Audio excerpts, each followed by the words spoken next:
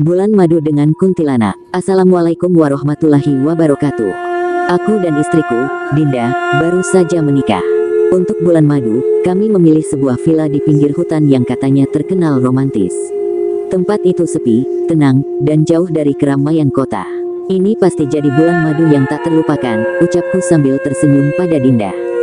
Villa itu terlihat megah dengan nuansa klasik. Tapi, saat pertama kali menginjakkan kaki di sana, aku merasa hawa yang aneh. Udara terasa lebih dingin dari biasanya, dan suasananya seperti membisikkanku untuk pergi. Namun, Dinda sangat antusias, jadi aku tak ingin merusak kebahagiaannya. Malam pertama di villa itu, semuanya berjalan lancar. Kami menikmati makan malam romantis di balkon sambil mendengar suara jangkrik dan angin yang berhembus lembut. Namun, tepat pukul 11 malam, semuanya berubah. Dari arah hutan, terdengar suara perempuan tertawa pelan. Awalnya kukira itu hanya imajinasi. Tapi suara itu makin jelas, diikuti oleh bau wangi melati yang menyengat. "Kamu mencium itu, kan?" tanya Dinda dengan wajah cemas. Aku mengangguk, berusaha tenang. Ketika kami masuk ke kamar, pintu tiba-tiba tertutup sendiri dengan keras. Lampu berkedip-kedip, lalu mati total. Aku langsung meraih senter dari meja dan menyalakannya. Tapi yang kami lihat di sudut kamar membuat darahku berhenti mengalir. Di sana, berdiri seorang perempuan dengan rambut panjang yang menutupi wajahnya. Gaunnya putih, tapi kotor seperti habis berguling di lumpur. Dinda menjerit dan berlari memelukku. "Siapa itu?" serunya panik. Aku mencoba mendekat untuk memastikan, tapi perempuan itu tiba-tiba melayang ke arah kami dengan kecepatan tak wajar. "Pergi kalian!" teriaknya dengan suara serak yang menggema di ruangan. Aku menarik Dinda keluar dari kamar dan berlari ke ruang tamu. Namun, semua pintu dan jendela terkunci rapat. Bau melati makin menyengat, dan tawa itu kini terdengar di mana-mana. Di tengah kepanikan, Dinda tiba-tiba pingsan. Aku berusaha membangunkannya, tapi sosok itu muncul lagi, kali ini tepat di depanku. "Kalian tak seharusnya di sini," bisiknya, lalu menghilang. Aku mencoba berpikir jernih. Teringat nasihat penjaga villa tadi sore, aku mencari sesuatu yang terbuat dari besi. Aku menemukan pisau dapur dan menggenggamnya erat sambil memanjatkan doa. Ketika sosok itu muncul lagi, aku mengarahkan pisau ke arahnya. Anehnya, dia terlihat takut. Dia menjerit, lalu menghilang, meninggalkan bau melati yang perlahan memudar. Dinda akhirnya sadar, dan kami segera meninggalkan villa itu meski masih gelap gulita. Saat sampai di mobil, penjaga villa sudah menunggu dengan wajah panik. "Kalian selamat?" tanyanya. Kami menceritakan semuanya. Penjaga itu hanya menggelengkan kepala. "Villa itu memang angker," katanya. "Dulu ada seorang pengantin wanita yang mati di sana. Arwahnya tak pernah pergi. Sejak kejadian itu, aku dan Dinda berjanji tidak akan pernah lagi menginap di tempat terpencil, tak peduli seindah apapun tempat itu." Bulan madu kami benar-benar tak terlupakan, tapi dengan cara yang mengerikan. Setelah mendengar cerita dari penjaga villa, aku dan Dinda memutuskan untuk segera pergi dari tempat itu. Kami mengemasi barang-barang secepat mungkin, meskipun tubuh ini masih gemetar dan kepala terasa berat. "Mas, kita kemana sekarang?" "Ini sudah tengah malam," tanya Dinda dengan suara lirih. Wajahnya pucat, matanya sembab karena habis menangis. "Apa saja, asal bukan di sini," jawabku sambil menghidupkan mesin mobil. Dalam perjalanan keluar dari area villa, aku merasa seperti ada sesuatu yang mengikuti kami. Dinda beberapa kali melihat ke kaca spion sambil menggenggam tanganku erat. "Mas, itu ada yang berdiri di belakang," teriaknya tiba-tiba. Aku langsung melirik ke kaca spion. Dalam remang-remang cahaya bulan, terlihat sosok perempuan itu lagi, berdiri di tengah jalan dengan kepala sedikit miring. Wajahnya pucat, rambut panjangnya menutupi sebagian muka. Yang membuatku makin merinding, dia tersenyum. Aku langsung tancap gas, berharap semakin jauh kami dari villa, semakin aman kami. Tapi saat mobil melaju kencang, wangi melati tiba-tiba memenuhi kabin. Dinda memekik dan menunjuk ke jok belakang. "Mas, dia di dalam mobil." Aku hampir kehilangan kendali saat mendengar itu.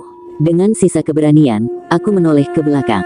Sosok perempuan itu kini duduk di jok belakang, memelototiku dengan mata merah menyala. "Kenapa kalian meninggalkanku?" tanyanya pelan, suaranya menggema di dalam mobil. Aku refleks menginjak rem mendadak. Sosok itu menghilang, tapi mobil mati total di tengah jalan. Dinda menangis histeris, sedangkan aku mencoba menenangkan diri. Namun sebelum aku sempat melakukan apapun, kaca mobil di sebelahku diketuk dari luar. Ketukan itu pelan tapi terasa mengancam. Aku melirik ke jendela dan melihat tangan pucat dengan kuku-kuku panjang mengetuk kaca.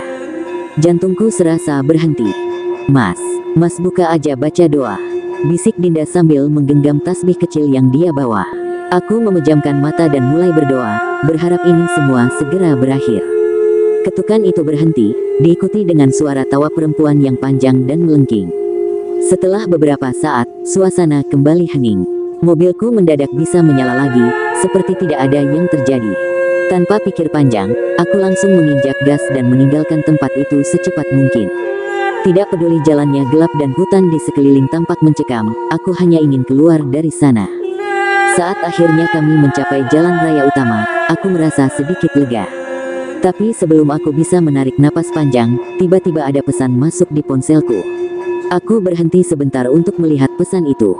Pesan tersebut hanya berisi satu kalimat, "Jangan pernah kembali lagi ke tempat itu." Aku merinding, nomor pengirimnya tidak dikenal, dan ketika aku mencoba membalas, pesan itu langsung hilang dari kotak masuk. Kami akhirnya sampai di rumah menjelang subuh. Meski sudah jauh dari villa, perasaan tidak nyaman masih menghantui. Dinda terus memelukku erat sambil terisak. "Mas, kok aku masih ngerasa dia ngikutin kita?" tanyanya. Aku mencoba menenangkan Dinda, tapi dalam hati aku tahu, bayangan sosok itu akan terus menghantui kami. Bulan madu yang seharusnya penuh kebahagiaan berubah menjadi mimpi buruk yang takkan pernah kami lupakan. Dan sejak saat itu, setiap malam aku sering mendengar suara tawa pelan dari luar rumah, diiringi wangi melati yang samar. Sepertinya, kami tidak benar-benar bisa melarikan diri darinya, malam-malam berikutnya menjadi neraka bagi kami. Meski sudah pulang ke rumah, gangguan itu terus menghantui. Setiap tengah malam, bau melati muncul di kamar tidur kami, diikuti oleh suara ketukan di jendela. Kadang terdengar tawa pelan, kadang suara tangisan perempuan. Dinda mulai sakit-sakitan. Tubuhnya semakin kurus, matanya cekung, dan seringkali dia bangun dengan luka goresan di lengannya. Aku mencoba membawanya ke dokter, tapi dokter hanya bilang Dinda stres. Namun, aku tahu ada sesuatu yang jauh lebih menyeramkan terjadi. Suatu malam, aku terbangun karena mendengar Dinda berbicara sendiri. "Iya, aku ikut, aku akan pergi," katanya dengan suara datar. Saat aku menoleh, Dinda sedang duduk di ujung ranjang, menatap jendela. "Dinda, kamu ngomong sama siapa?"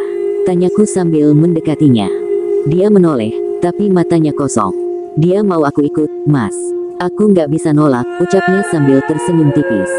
Aku merinding. Belum sempat aku bereaksi, jendela kamar tiba-tiba terbuka sendiri, diikuti angin dingin yang menusuk tulang. Sosok perempuan itu muncul di luar jendela, melayang sambil tertawa. "Dia milikku sekarang," katanya dengan suara yang terdengar seperti ribuan orang berbicara bersamaan. Aku langsung memeluk Dinda erat dan membaca doa yang kuingat. Sosok itu berteriak marah, tapi perlahan menghilang, meninggalkan bau melati yang menyengat. Setelah itu, Dinda pingsan. Aku sadar, ini tidak bisa dibiarkan lagi. Aku harus mencari bantuan. Keesokan harinya, aku pergi ke rumah seorang ustaz yang terkenal mampu menghadapi gangguan seperti ini. Ustaz itu mendengarkan ceritaku dengan serius, lalu berkata, "Kalian membawa sesuatu dari villa itu." Aku mencoba mengingat, lalu teringat satu hal. Dinda sempat mengambil cermin kecil dari meja rias di villa itu sebagai kenang-kenangan. Cermin itu kini ada di rumah kami. "Bawa cermin itu ke sini," kata Ustaz. Aku segera pulang untuk mengambilnya. Saat masuk ke kamar, aku menemukan Dinda memandangi cermin itu sambil tersenyum aneh. Aku meraih cermin itu dengan kasar, membuat Dinda menjerit. "Jangan, Mas. Dia ada di sana. Jangan ambil dia," teriaknya histeris. Dengan susah payah, aku membawa cermin itu ke rumah Ustaz. Ustaz langsung melakukan ritual untuk memutuskan ikatan antara kami dan sosok tersebut. Selama ritual, cermin itu tiba-tiba retak, lalu pecah menjadi serpihan kecil. Suara tawa perempuan itu terdengar menggema sebelum akhirnya hilang sepenuhnya. "Sudah selesai," kata Ustaz sambil mengelap keringat di dahinya. "Cermin itu menjadi media bagi makhluk itu untuk mengikutimu. Dia sudah kembali ke dunianya." Sejak saat itu, rumah kami kembali tenang. Dinda perlahan pulih, meski butuh waktu lama untuk menghilangkan trauma yang dia alami. Aku juga berjanji untuk tidak lagi sembarangan memilih tempat liburan, apalagi membawa benda asing dari tempat angker. Bulan madu kami memang tak akan pernah terlupakan. Tapi, jika ada satu pelajaran yang bisa diambil, itu adalah, jangan pernah mengganggu sesuatu yang tidak kamu pahami. Dan jika ada bau melati di tengah malam, jangan pernah mengabaikannya. Itu bisa menjadi pertanda bahwa kamu tidak sendirian.